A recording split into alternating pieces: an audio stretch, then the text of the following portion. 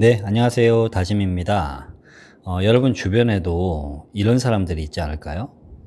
맨날 명품 사고, 또 좋은 차 타고, 이러시잖아요. 근데 이상하게 항상 돈이 없다고 하는 사람 있으시죠?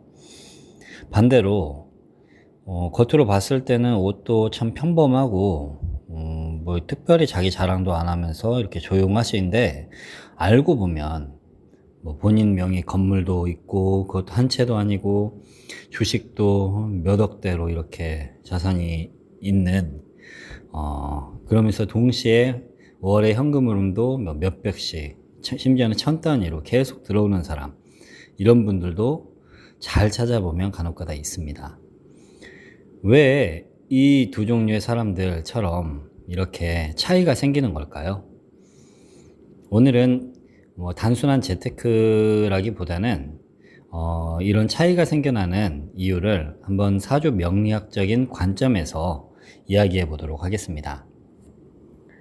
사실 사주 명리학에서는 돈 많이 버는 사주라고들 있는데, 이 돈 많이 버는 사주보다 더 중요하게 보는 것들이 있습니다. 바로 돈을 다루는 그 사람의 기운입니다.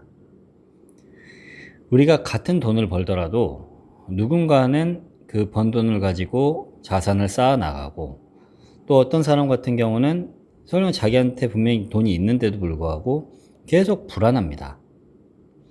오늘 영상을 끝까지 보시면 내 돈이 왜 잘 안 모이는지, 그리고 어떤 방향으로 우리의 삶의 기운을 바꿔야 하는지 조금은 감이 오실 겁니다. 재밌는 게 있는데요. 사실 진짜 부자들은 생각보다 티를 잘 안 냅니다. 티가 안 나요. 관심의 방향이 완전히 다르기 때문이에요. 일반 사람들하고. 우리가 소위 말하는 가난한 사고방식은 내가 다른 사람에게 부자로 보이고 싶다, 이런 느낌이잖아요. 네, 그래서 본인의 차나 아니면 뭐 본인이 몸에 차고 다니는 액세서리 같은 거, 시계, 그리고 명품, 그리고 또 어디 갔거나 뭘 샀거나 이럴 때마다 SNS에다가 과시하고, 이런 데에 에너지를 많이 씁니다. 가난한 사고방식은. 하지만 명리학적으로 보면 이런 내가 부자로 보이고 싶다는 이런 사고방식은 자신의 사주에 있는 재성, 우리 재운이라고 하잖아요. 재성의 기운이 쌓이기보다는 밖으로 새는 구조에 가깝습니다.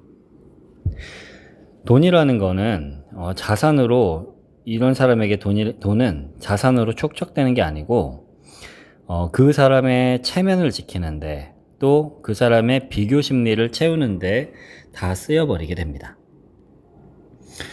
이에 반해 진짜 부자들은 돈을 어떤 자신만의 자유를 만드는 도구로 바라봅니다.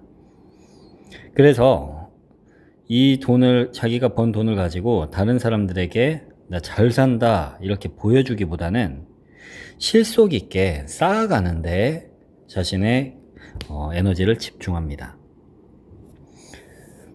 실제로 우리 명리학 고수분들 같은 경우는 부자의 사주를 볼 때 이런 것들을 중요하게 생각합니다.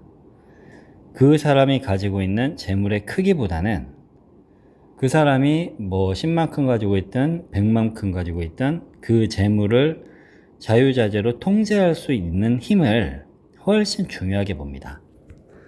그래서 돈이 들어와도 그 돈을 흩어지지 않게 하는 사람, 그 사람이 결국에는 진짜 부자가 될 사람으로 바라봅니다. 또 명리학에서 부자들의 특징 중 하나는 또 돈을 씨앗처럼 바라본다는 것입니다. 예를 들어 100만 원이 생겼다고 해보겠습니다. 어떤 사람은 바로 이렇게 생각하죠. 100만 원 생겼는데 뭐 사지?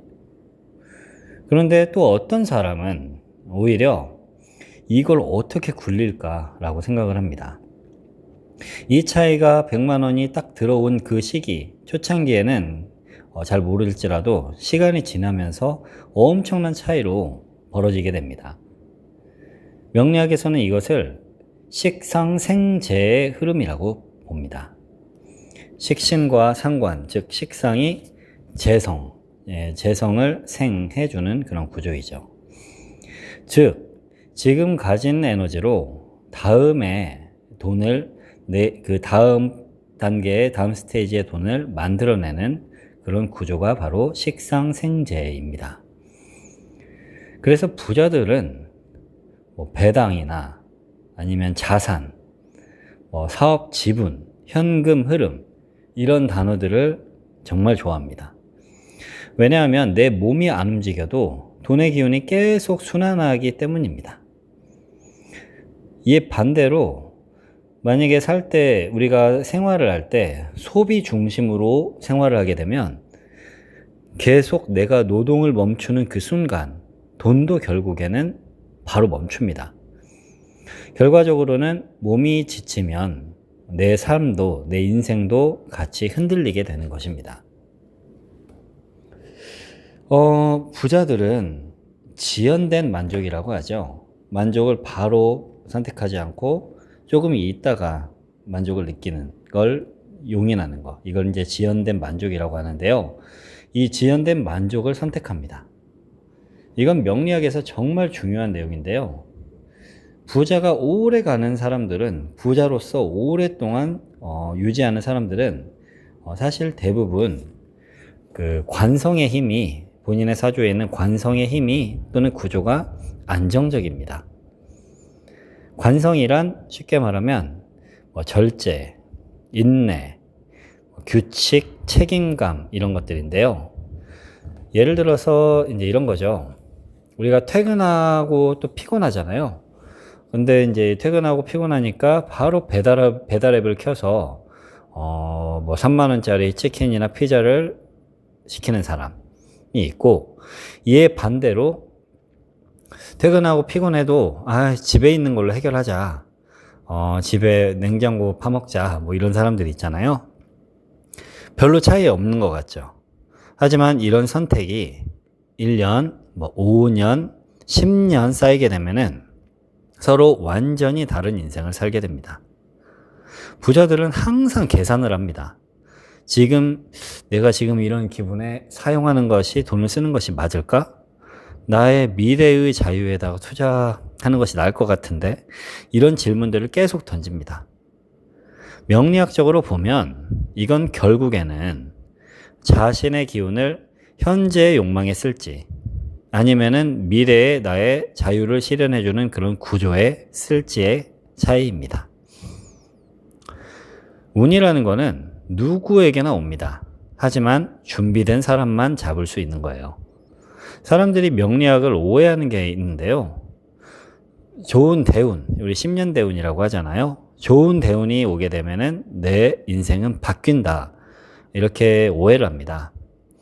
실제 고수들은 다르게 보죠. 운은 그냥 단순히 기회일 뿐입니다. 그 기회, 그 기운을 담을 준비가 되어 있어야 그 운이, 그 기회가 현실로 내려옵니다. 예를 들어 공부 준비가 안 돼 있는 사람에게 관운이 온다고 해도 시험운이죠. 승진운, 관운이 온다고 해도 되지 않습니다. 소비 통제가 안 되는 사람에게 아무리 재운이 온다고 해도 일단 들어오긴 하겠지만 결과적으로 쌓이지 않고 흩어져 버리고, 또 실력이 없는 사람에게 만약 사업운이 들어온다 그러면은 시작은 창대했을지라도 결국 오래 못 갑니다. 그래서 진짜 중요한 건 평상시의 생활입니다. 자기의 평상시 습관, 공부 동안의 공부, 인간관계, 돈 관리, 감정 통제, 이런 나의 일상의 생활이 어느 정도 안정이 되어 있어야 이게 결국 나의 대운이나 세운에 오는 운을 받을 수 있는 그릇이 됩니다. 명리학은 사실 어떤 미래를 맞추는 학문이라기보다는 그릇을 키우는 학문에 더 가깝습니다.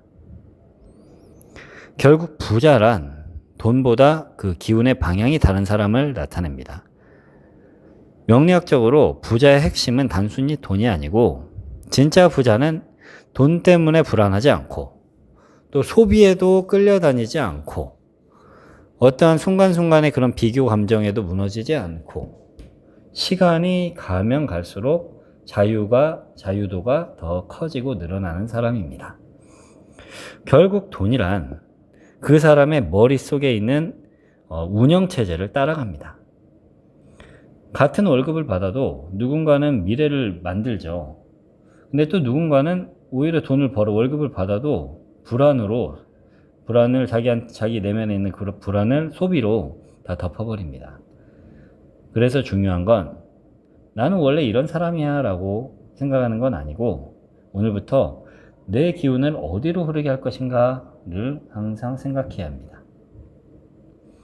부자는 어느 날 갑자기 되는 사람이 아닙니다.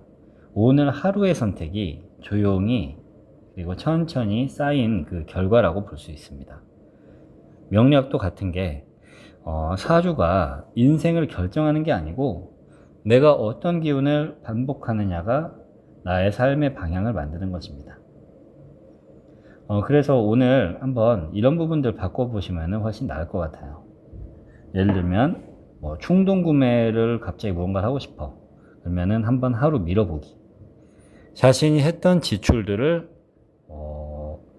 핸드폰을 사용해서든 아니면 컴퓨터를 사용해서든 한 번씩 기록해 보기.